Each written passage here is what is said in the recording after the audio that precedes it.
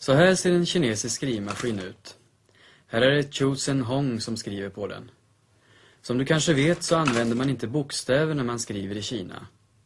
Istället använder man tecken, och varje tecken är ett ord.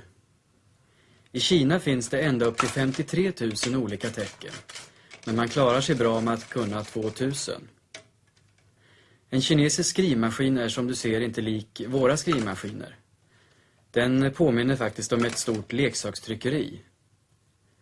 På den här plattan så finns det 2500 olika tecken, och de lyfter man med hjälp av en magnet.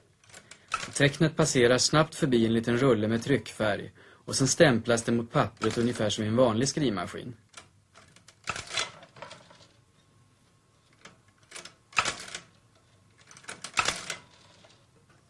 Här letar Chu Zhenhong efter tecknen.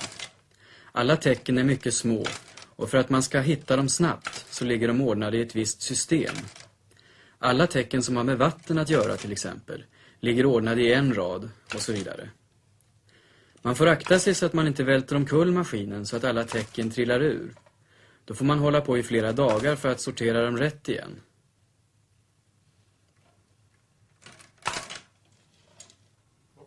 Ibland så fattas det ett visst tecken i maskinen. Då måste man först leta efter tecknet i en katalog. Sen så plockar man upp det tecken man söker ur en låda som man har bredvid.